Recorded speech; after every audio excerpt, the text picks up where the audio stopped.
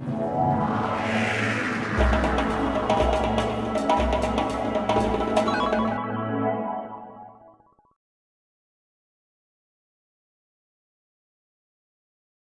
name is Chuck Johnson.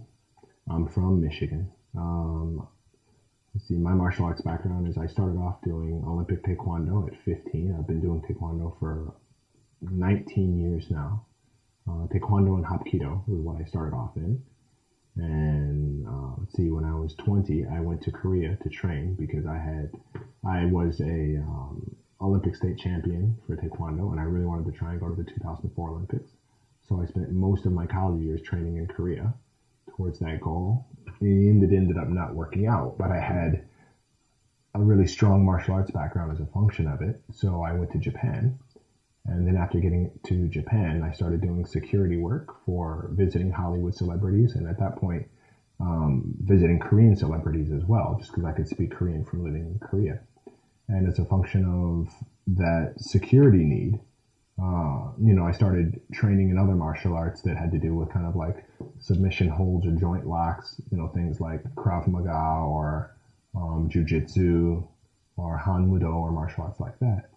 And then from there, I actually transitioned into getting into, fighting on camera or martial arts films as a function of the fact that I got onto an action team after being in a Godzilla movie. And after getting into that, that's when I started studying things like Wing Chun Kung Fu and Karate and Capoeira, just to kind of round myself out in terms of what I could do on camera. Let's see, I've done a lot of commercials, done a fair number of film, done a lot of TV. Oftentimes what you do for fight scenes on camera, it isn't something that pertains to one particular style. Like you see a lot of Taekwondo on camera just because Taekwondo kicks are just pretty. But in terms of hand techniques, you see a lot of Wing Chun. In terms of something that looks kind of organic or almost tribal or something that's kind of raw and natural, you see a lot of Capoeira.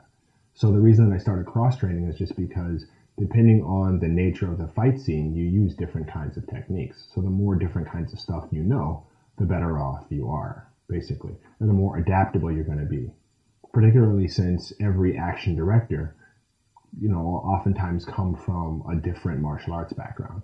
Like, for example, the last thing I did was a Power Rangers type movie called Kamen Rider. I don't know how famous Kamen Rider is in the States, but in Japan it's huge, basically. It's like the biggest of the Power Ranger series. But the action director for Kamen Rider, he was a Jeet Kune Do guy.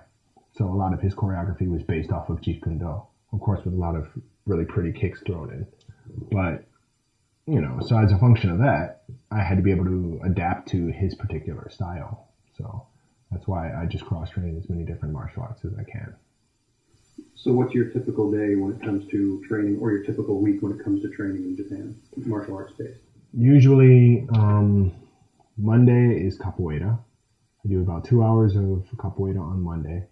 Tuesday is Wing Chun in the afternoon and Capoeira at night. Wednesdays is a rest day. Then Thursday is Karate or Japanese weaponry or Kobudo. Then Friday is fight choreography at night. And then Saturday is Karate during the day and then fight choreography at night. And then on Sundays I teach Taekwondo. And making your living in the entertainment business is your full-time job now? Yeah, for the most part. There's still a lot of other things I do just because, partially just because, the entertainment industry, you just kind of go in waves where sometimes you'll just be getting a ton of work and then other times you're just not getting much at all. And then also beyond that, I just like variety. I like to do a lot of different things.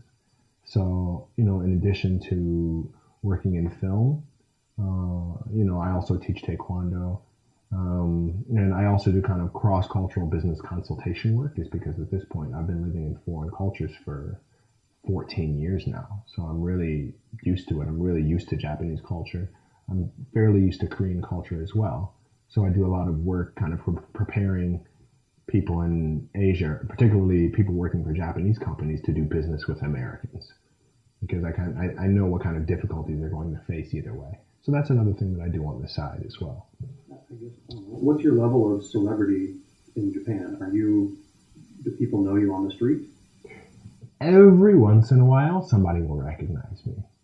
Oftentimes, I'm kind of like one of those people you're like, well, hey, it's that guy, it's that one guy from that one thing, right? And people will kind of know my face sometimes, but they won't necessarily remember what from, because I'm on TV a fair amount, but usually it's never necessarily in a really big role, So I'll be that one bad guy, that comes in, that does a fight scene and then dies here, or this kind of thing. So I'm involved in a lot of A-list projects, like for example, like that Kamen Rider movie was probably one of the biggest movies of the year. I was also on Japan's #1 drama. I was a regular character. I played an American FBI agent, which is really cool.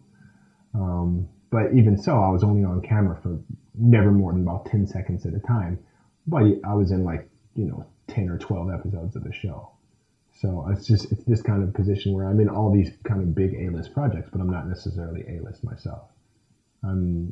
I wouldn't call myself a star by any means. I'm simply an actor.